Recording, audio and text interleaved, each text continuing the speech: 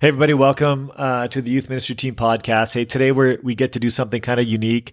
We love so many of the relationships that we get to have with other organizations, and especially, Jason, the organization you're working with Canadian Church Leaders Network. We love it. And you guys had a great conversation with Kara Powell, which we have now stolen from you and are going to repeat for our audience here at the Youth Ministry Team podcast. Tell us a little bit about that real quick. If by stolen, you mean after I had a conversation with Kara Powell, we reached out to you guys and said, hey, this is really, really good and could serve your audience. If that's what you mean by stolen, then yeah, you guys absolutely it just feels a little more maverick and have like ripped it, like we kind of went after it and grabbed it, but you're right. We didn't do that at all. Here's the context. We are doing conversations twice a month right now on the Canadian Church Leaders podcast with thought leaders in the local church here in Canada, but also around the world. And we wanted to dedicate a period of time, a month or 2 months, to conversation around youth ministry. If you listen, Sid, I'm always trying to advocate from the senior pastor's position for youth ministry in the local church. And but through the podcast, we wanted to have some exclusive conversations about youth ministry and children's ministry. Sid, you're going to be jumping on for one of those conversations. But Kara Powell, in my opinion, is one of the voices that's just been consistently helpful over the years as I make sense of who I'm reaching and how to best reach the next generation. She's got incredible books, Sticky Faith, Growing Young, Growing With, and a new book coming out called 3 Big Questions. We talked about some of those themes and more, and I love the conversation. And I loved how she actually took time to actually talk about how she's working out with her own teenagers in her home. So she's talking about it from a church perspective, but also in a home perspective, and it was great. So I wanted to share with you guys, pull some of the best clips, and that's what we're going to get to listen to today. It's so great. And we'll make sure that everybody knows we'll link in the show notes the ability for them to jump over and subscribe to your podcast if you guys have not already done that. Very, very worthwhile. And we're certainly grateful to you guys, Jason, for sharing this episode with us. We'll jump in. Welcome to the Volunteer Youth Worker Podcast. Youth ministries rise and fall on the volunteers. So we are here to encourage and equip you. Join the conversation as we tackle the practical questions you are asking so you can help the next generation know Jesus. Well, hey, Kara, it is so good to be with you today. Thanks for making time to hang out with us. Oh, my pleasure, Jason. I've been looking forward to this. Now, Kara, you are an incredible writer and educator and researcher and minister. Tell us a little bit, like for those that don't know you as well, give us a window into maybe some of the projects and groups you're working with right now that's most exciting you. Yeah, I'd love to. So I'm a faculty member at Fuller Seminary, but really my main job I'm the executive director of the Fuller Youth Institute, which is a research center focused on young people's faith formation.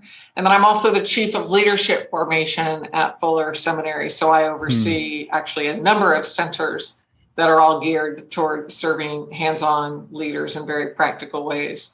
And so our method is we take research and turn it into resources that are spread through relationships. So I think I've always been passionate about research and resources. When you ask about a project that I'm particularly passionate about right now, it's that third R, that relationships, that is very life-giving to me. How can we bring together the body of Christ, like Jesus prayed in John 17, to see more leaders equipped and more young people impacted. So that's a big part of what I'm investing in these days.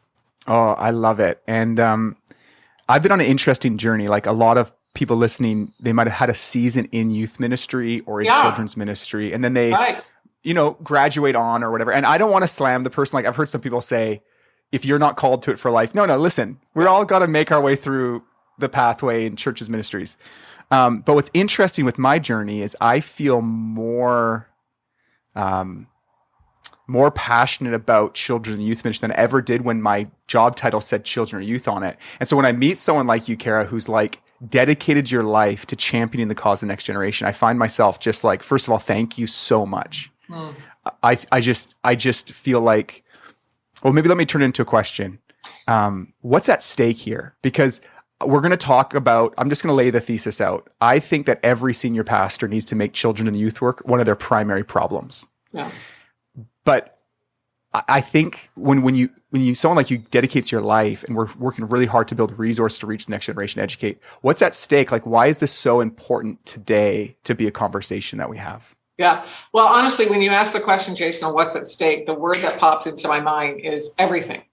I think everything is at stake, because our young people are the church of today, and they're the church of tomorrow. And so if we're not prioritizing them, if we're not, as you said, thinking about how do we respond to the drift of young people from the church and the faith, which I know you and I, it's certainly a need or a problem. It's also an opportunity.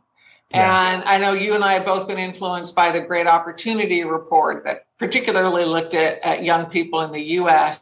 And yes, they're drifting, but what a wonderful opportunity that is for the church to rebuild relationships with young people and be the source of hope and strength and peace and joy that I think Jesus offers to all generations, but especially young people. So I would say everything's at stake. And what's amazing about our research, like I was just quoting from our Growing Young research today, that we started because we wanted to study how churches are changing young people. And we certainly did that.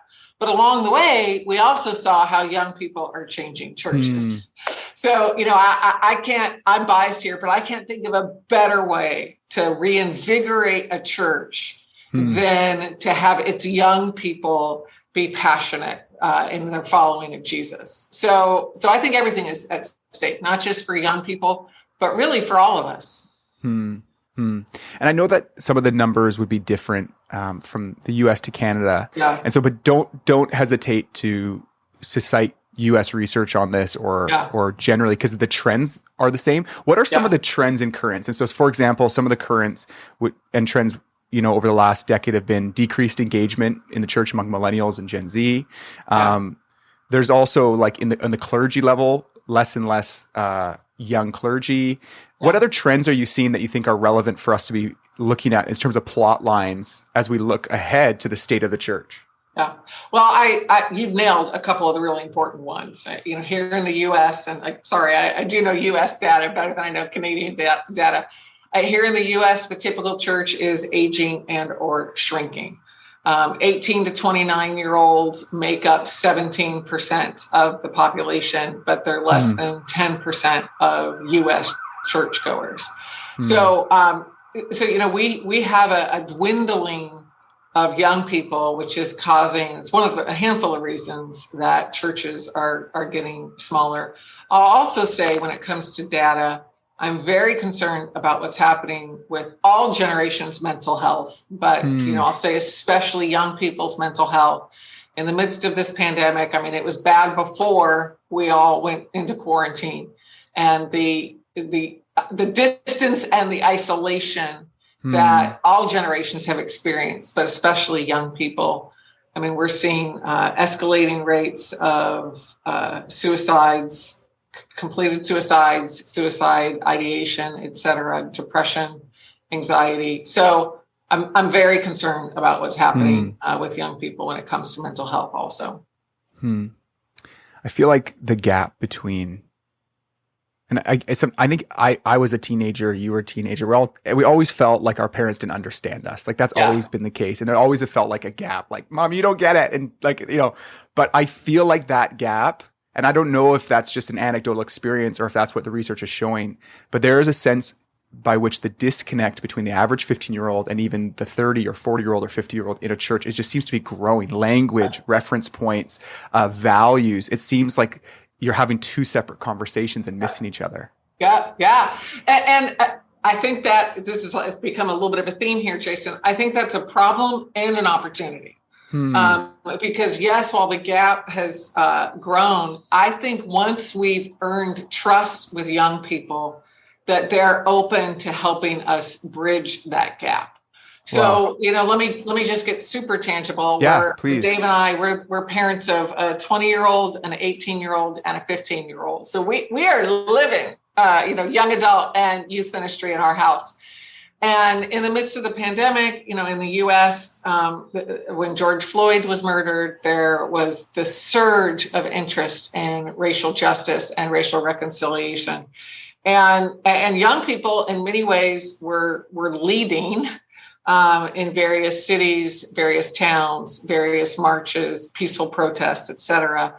And so there was probably about a month where at most dinner times, one of my first questions for my kids was, what did you see on social media today about race?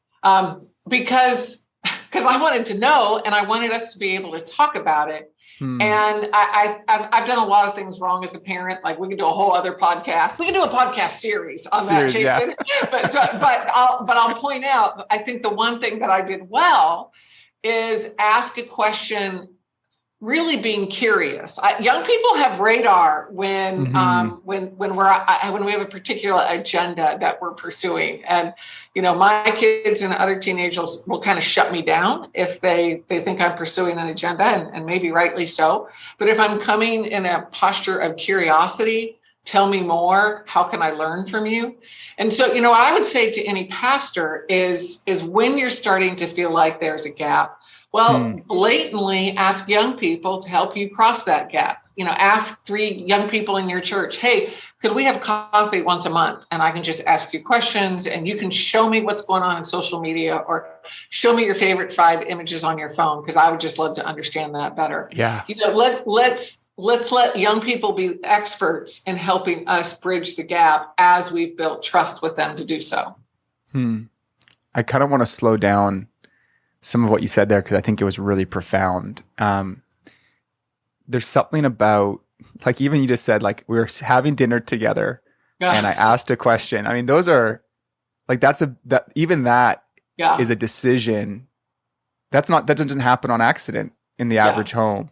And then that posture of curiosity, because it is, I'm sure, tempting to just commentate so much on everything that they never want to answer that question. Like, talk to me a little bit more about actually, like, the intentionality behind creating that space, inviting them to the table, and then taking a curiosity where they actually want to tell you what they saw. Yeah. Well, thank you, Jason. That was, I'm glad you slowed this conversation down a bit. So every family needs to figure out when they best connect with their young people. And every mentor needs to figure out when he or she best connects with their young people. What's interesting is there have been seasons before the pandemic when I would actually connect best with our teenagers when we were driving places. Because, a lot of what I did was I was their personal Uber, helping them get from, soccer practice to worship practice to small group to a homework session, et cetera. And I loved that time in the car. The pandemic strikes. And I would say we were a family who we would probably have dinner together 2 to 3 times a week, honestly, in a typical week. In a really busy week, maybe even less than that. So Dave and I, we were connecting with our kids in the car. We were connecting when we tucked them in. We were looking for other windows. And so that's what I just have said to parents all along is meals are great for some families sometimes, but what's important is the relationship wherever you're building it. The pandemic comes and all of a sudden we're not driving many places in our car. I mean, my minivan sat in our driveway 4 or 5 days in a row that I wouldn't drive it. Meals, all of a sudden, this very busy, sometimes overly busy family that we were, the pandemic was the brake pedal that in many ways I think we needed. And we did start having meals more together. And most nights we had a meal together. And sometimes it would be 20 minutes. Other times it would be like 45 minutes of just processing the day. Again, I would often kind of have a curiosity question I wanted to ask them about technology, about something I had read about young people. One of the things that I've talked about with my kids multiple times is it's been said that you become the average of the 5 people with whom you spend the most time. That if you look at the 5 people that you spend the most time with, you become basically the sum total of them. Do you think that's true? And, just to have a conversation like that. So we did when the pandemic hit, dinners all of a sudden became really the best time for us to connect with our kids. And so, and sometimes, and I'm a very structured, intentional person. So I have to tell myself, like, Kara, don't come into dinner with a question. Like, let's just see where the conversation goes. And so I more need to make things more organic, shall we say? Whereas there are others who maybe need to turn that dial and be a little bit more structured. So know where you tend to lean, and then try to compensate to have the right rhythms for your family. I want to come back to this idea of parents and engaging their children and their teenagers. So I'll just put a pin on it. I want to talk about that, though, in the context of the work that a local church can do holistically to serve and support the discipleship of children and youth. And so just begin, what is holistic, like, what does it look like for a senior pastor to do more than hire a youth pastor, a children's pastor to pursue? I think about the work you guys did in Growing Young, which was a really impactful book for me, and the research that you guys did that really looked at churches that were, I think, succeeding in this area. I think you absolutely profiled 250 churches that are having some measure of consistent success engaging the next generation. And the things that were mentioned were not like built a youth center. It was way more holistic than that. So just give us a little window into what holistic youth ministry and children's ministry looks like in a local community. Yeah, great question. So we did study 250 churches that are growing young, and we did deep dive. And when we, over 10,000 pages of data that we collected, and we were able to identify 6 core commitments that these churches exemplified when it came to loving and attracting young people. And it started with the kind of leader that they developed. And, the good news for me, Jason, I'm a little bit older than you. The good news for me is that it's not about being a young or a cool leader. It's about being what we call a keychain leader, a leader who looked for ways to hand the keys of power, access, and authority to young people. And so, if you happen to be a young, cool leader like yourself, Jason, well, then Stop awesome. Stop it, Kara. Hey, compared to me, it's all relative, right? So, it's relative.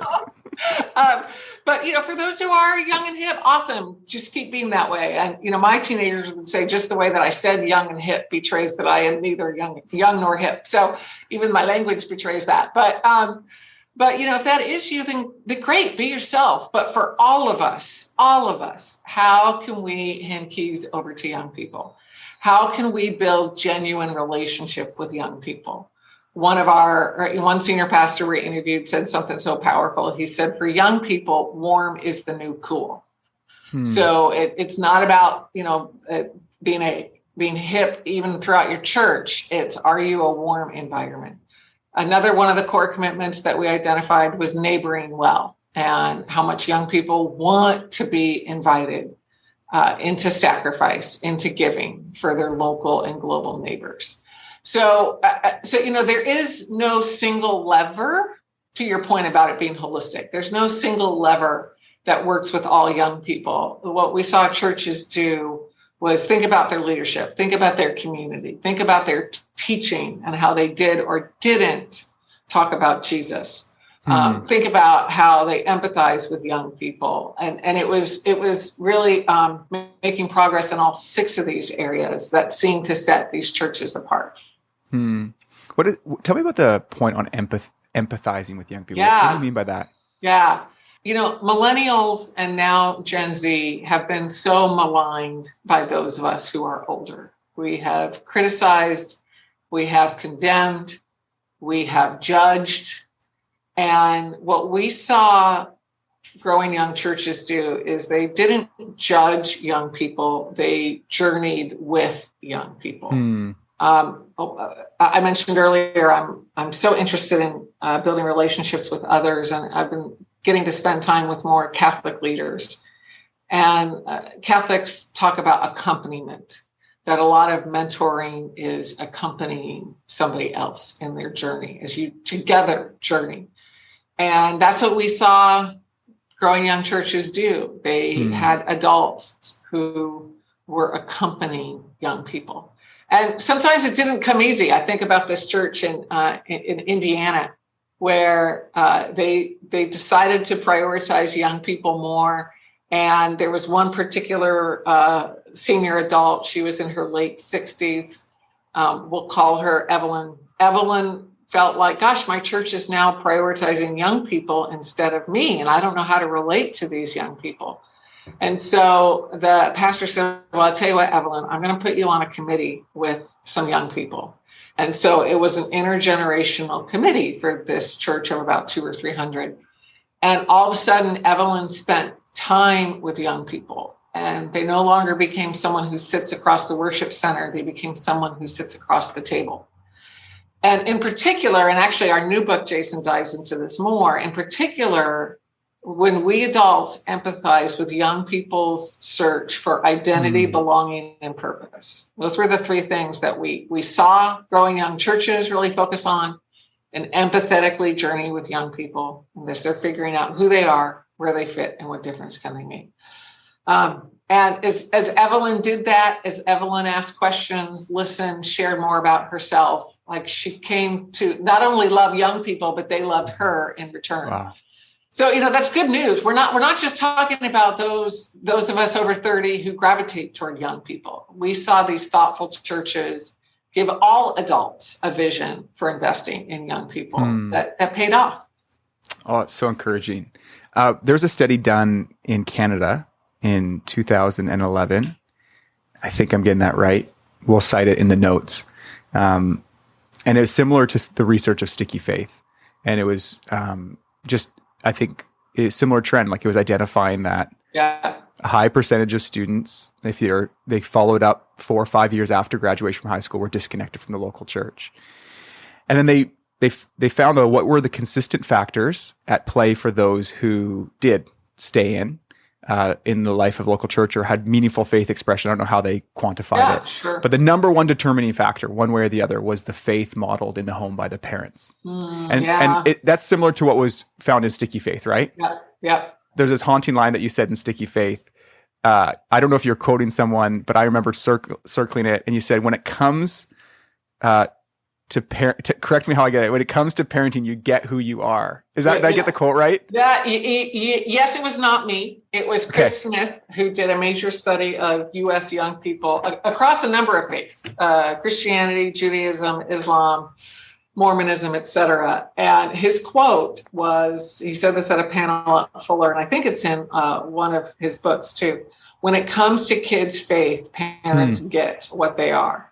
Wow. So good memory, Jason. You were really It's haunting, though. It's haunting. Oh, totally. It's like encouraging and terrifying at the same time. So, but I just want to.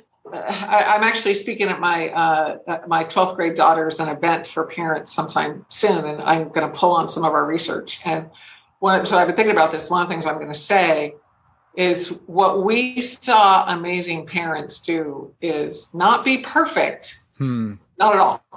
But be quick to apologize. Because my kids see me at my worst. Yeah. And, one of the many ways our research has changed me is giving me a bigger understanding of God's grace, to be sure, and make me more committed to sharing that and repenting and asking forgiveness from our kids. And I wanted this interview that I did. We were in a season where we were interviewing amazing parents, and this was a parent he had 2 college students and a high school age student. And I called him for the interview, and he said, I just don't think you should interview me right now. I've had to apologize to all 3 of my daughters in the last 48 hours. And we had seen this theme in our research. And so I actually said, well, that's exactly why we want to talk to you, is because what we're seeing is, parents, yes, they absolutely model the faith. And when they don't, they apologize to their kids. They let kids in on how their own relationship with Jesus has highs and lows. So yes, our example is really important. And one of the things we exemplify is the way that we apologize and we confess when we don't get it right. So for a lead pastor who wants to think about the culture of their church, think about empowering their youth team for youth programming, if that's the case, but then also serve and support parents. What kind of advice can you give a pastor if he's saying, hey, I want to serve and support parents in their effort of discipleship in the home, practically, or how do we inspire that? How do we serve that as pastors? Yeah. Well, probably my first piece of advice is, if for whatever age group that you are shepherding, if you haven't parented that age group, then create a small team of parents who you can call on at any time. Because if you haven't parented the age group you're shepherding, you can't fully get what it's like to be a parent of that age group, all the highs and the lows. And so our high school pastor does this.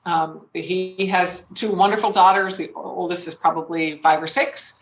And so me and a handful of others, we are his go-to people. And he texts us with questions. He gathers us sometime for feedback. He's very thoughtful about learning from parents and making sure that he understands what parents are going through. And so that's the first thing I would say, is if you haven't parented, so helpful. Then create your own little casual or structured group of parents that can be your sounding board. But I do think parents do like it when the youth pastor who has no kids does give them advice, don't they?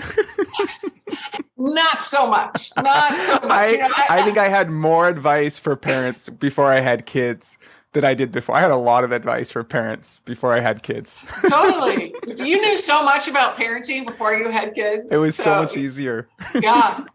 And, there's just so much that you don't see as a pastor. And I had no idea until I parented teenagers, all that I didn't see when I was a youth pastor. And, our 3 kids have all been very connected to our student ministry, involved in student leadership, involved in worship leadership, involved in a small group, had a mentor, etc. And yet these great mentors who I appreciate so much, they see maybe 20% of what my kids are going through, honestly. They hear about it 4 days later. They don't see it in real time necessarily. Dave and I are the ones who see our son when his girlfriend is broken up with him, in front of our house at our front door. We're the ones who journey with our daughters when they're feeling lonely or are struggling with friends. And so again, I love these amazing mentors. I'm so grateful for them. And there's just so much that we as mentors, pastors don't see. The second thing I would say for pastors, whatever age group you're working with, is do whatever small steps you can take to equip parents. And the more practical, the better. What I want as a parent is I want a couple questions that I can talk about with my kids that relate to their small group, relate to, whatever message it was, relate to Sunday morning, Sunday school. I just want a couple handholds from you on what I can ask about, what I might be able to share. And so, I love it when churches, and our church has done well with this, gives me just those few questions that I can talk about with my kids, whether it's, in the minivan ride as we're driving home, or whether it's over a meal, or as I'm tucking them in, whatever it might be. I love those practical handholds. So one of the best gifts you can give a parent is a few questions to know how they can discuss and reinforce and partner with you better in what you're trying to teach the church. That's so helpful. And what kind of support, I mean, literally support, emotional, spiritual support, can we give parents? What does it mean for us to just help parents know? As a minister, I, before a sermon, open up my hands and ask the Holy Spirit to animate what I'm about to do. There was a time in my life where older people came around me and prayed for me for the task of being a pastor. I feel like I want to do that for every parent. You are the chief disciple maker in these precious little ones' lives, and you need the help of the Holy Spirit and a community and support, but we don't go to school for it. Right. We don't, and so and then in just the spiritual support, as a pastor, I know how I'm supported by mentors. how can we as a church support parents in their task of parenting? Yeah. I had a great conversation with Reggie Joyner at Orange about this. Orange is a wonderful ministry that's all about how do we bring church and family together. And I think in many ways we need to think about how we're doing youth ministry to parents, or maybe better said, parent ministry to parents. Yeah. Just like we're thinking about with young people, how do we create the warmth and the support that parents need? And so, for instance, how do we connect parents with each other? I see thoughtful ministries like create a book club, or often short, not months of a commitment. Like, we're going to read a book together for 3 weeks, or take advantage of when parents know they need help. Parents know they need help when their kid's going to a new school, when their kid is entering a new school level. So like kindergarten, like middle school, like high school, like college. And so, I've seen a lot of creative churches say, okay, let's bring parents together now as their kids are, say, going to college or the military, the workforce, et cetera. And let's create some kind of parent support for 2 or 3 weeks just to get the ball rolling and seeing what God does. So I would say connecting parents with other parents, connecting parents with mentors. I know in your church, pastors, I know in your church, there are parents who you respect and younger parents respect. Could you create, an availability, or here's a parent advice council, or here are 3 parents, a single mom, a blended family, and an intact family, and they're all here to answer your questions as you need. So, and the mentoring. And then the last thing I will say is, leaders make my day when they text me something great about my kid. Actually, you make my week. You make my week when you text me something great about my kid. Just like you would want to text a teenager if you saw, to affirm them, like affirm a parent in something you see in their kid. You're like, our high school pastor recently reached out to me and said, your daughter did such a good job welcoming a new girl this morning to church. And she was just so hospitable, connected her with other girls. I was like, yes. I mean, that was like the high of my week is hearing that about my daughter. And so yeah, take 60 seconds right now and send a couple texts to parents, letting them know what you appreciate about their kid, and you will make a parent's week. So I don't know if I just stole this from you. I didn't. I read something. I don't know if this was in Sticky Faith or something like that, the Youth Leaders Guide. But I just remember when I was a youth pastor, I asked every one of our youth. I told our youth leaders about this, and they started doing it, and it was game changer. Like honestly, it is like, and it makes sense as a parent now. Like when the teacher at school said, Hudson was so polite in school today. I'm just like, I just feel like $1 million. There's nothing, but it's such an easy win. And, and so then I had to try it too, because we're trying to like stop parents from just dropping off their kids and then bolting. They'd stay in their car. And so I'd go right out to their car and have the awkward conversation. And it was always so awkward. And we started like talking about the awkward conversation with parents in the car window. But the easiest way in was always, hey, like, we love having Kyle. Like, it really stands out to us just how much he like draws other people in, or he's so creative, and anything. And it was game changer. So thank you so much for saying that. And it's worth any youth pastor listening. Pause. Just pause. Just stop. This will get your money's worth right now. Like, just go implement that in some way. It really helps. Yeah, totally. Yeah, and especially a lot of youth pastors are intimidated by parents. And so you build a great bridge when you compliment their kid. So talk to me about that intimidation, because that's real. Like I think there's this weird myth that like the parents are not for, like there's this like parents are in the way of good youth ministry. But I think we have to switch it to be like, no, parents are the way to good youth ministry. Yeah.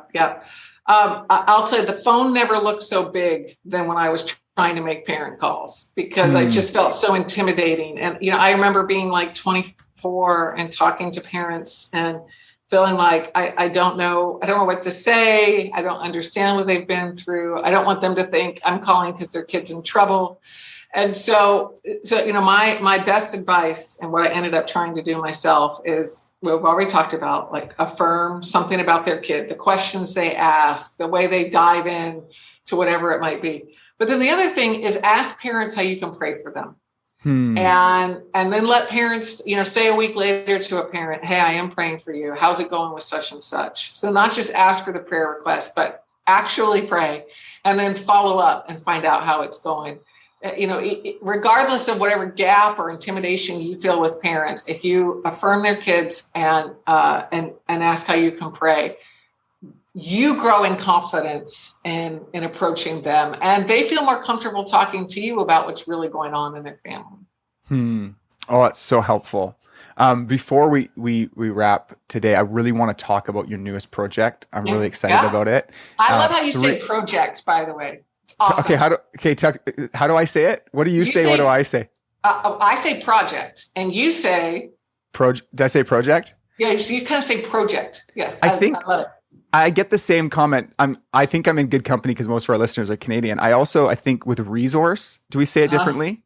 How do you say resource? Say resource. Yeah, resource. Resource. Yeah. I think when I was down at Fuller, it was 2 Decembers ago, I think you made that same comment to me. I probably did. So you said project, say that again. Yeah, exactly. Just a little cross-cultural learning here. I want to talk about a new resource, a project you're working on. Yes, the resourceful project that I finished. So I already mentioned that in our Growing Young research, we saw these 3 areas that young people are wrestling with: identity, who am I? Belonging, where do I fit? And purpose, what difference do I make? And a number of us at Fuller started really reflecting on those questions and started using them as glasses through which to view young people. This is game-changing for my own parenting. Whenever one of my teenagers would do something that I just couldn't quite understand, if I stopped and said, how are they searching for identity or belonging or purpose? Then it made sense. Of course she's asking this question because she's so hungry for belonging. Or of course they're acting like this because they're trying to figure out their identity. And so we did another deep dive with 27 very diverse young people. We on purpose, only 7 of the 27 were white kids. The other 20 were kids of color. And we did 6 hours of interviews with each of those kids to really understand their current answers when it comes to identity, belonging, and purpose. What are they currently using to understand themselves, to feel like they belong, and to feel like they make a difference? And here's the key, Jason, what is Jesus's best answer to those questions? And how do we create a bridge in our churches, in our ministries, and in our families from how young people are currently answering these identity, belonging, and purpose questions to Jesus's best answer? So we have a book, came out in August, and it's been so encouraging to see how people are responding to this framework and helping them understand. And the subtitle of the book is about having better connections and conversations. And that's really what we want. We want relationships to flow more easily and conversations to flow more easily. The project is called 3 Big Questions That Change Every Teenager. And I recommend all of your books, and I've bought, for example, Sticky Faith. I bought copies for all the parents in our youth ministry. Oh, awesome. We're doing a parent info and resource night with our own church in the next couple of weeks, and I'll be commending these resources to them. So I'm just so thankful for your work, Kara, and excited for this, excited to read this, for people to be exposed to it. I think it's really, really helpful. I'd love for you to just give us a window into a little bit. I know you can't talk about all of it, but when you talk about Jesus' response, I'd like just to hear you flesh it out. How does Jesus respond to those questions of identity that teenagers are wrestling with? I'll just focus on identity, just to go deep in one. What we saw in young people's current answers is they often feel inadequate. They don't feel like they measure up. They're not smart enough. They're not popular enough. They're not pretty enough. They're not Black enough for Black teenagers, or Latino enough, as especially kids of color are navigating multiple worlds. And so, Jesus's best identity answer is that I'm more than enough because of Jesus. Jesus makes me more than enough. And, I at my age, I'm still learning to lean into that Jesus makes me more than enough of a mom, more than enough of a leader. And young people, I so want young people to know that. I was asked earlier today in another conversation, what do you want young people to know about their faith? If you could wave a wand and change change young people's faith? And my answer, because this is something I talk about with my own kids a lot, is I want them to know that only Jesus satisfies. Only Jesus satisfies. That we look for all sorts of things for identity, belonging, and purpose. And only Jesus's answer ultimately last and satisfy and give us the peace and the hope and the joy and the stability that we want and need. And so for identity specifically, it's I'm more than enough because of Jesus. And again, we have similar answers for belonging and purpose. And folks can get a sneak peek of the book if you go to 3bigquestionsbook.com. That's the number 3bigquestionsbook.com. We have a free chapter. There's excerpts so you can dive in and start to understand more about identity, belonging, and purpose. Oh, I'm so thankful to hear that and excited. I love it. That answer really does impact me, that nothing else satisfies but Jesus. Totally. I mean, and what's interesting, Jason, I know we're out of time, but we have a hypothesis that each one of us has a different question, identity, belonging, or purpose, that is kind of the first among others in terms of our own growth, our own formation, our own struggles. And for me, it is identity. I and really knowing that I'm enough. My co-author in the book, Brad Griffin, who you've also met, for him, it's belonging. For my husband, it's purpose. So, we have this different kind of front door to our own growth. But, just camping out on identity a little bit for me, I often struggle by feeling like I'm not a good enough mom. And especially when I study all these amazing parents, it's easy to compare the worst of what I know about myself with the best of what I've studied in other people. And, when I feel insecure about myself as a mom, one of my prayer rituals is to just remind myself, Jesus, you make me more than enough. Jesus, you make me more than enough.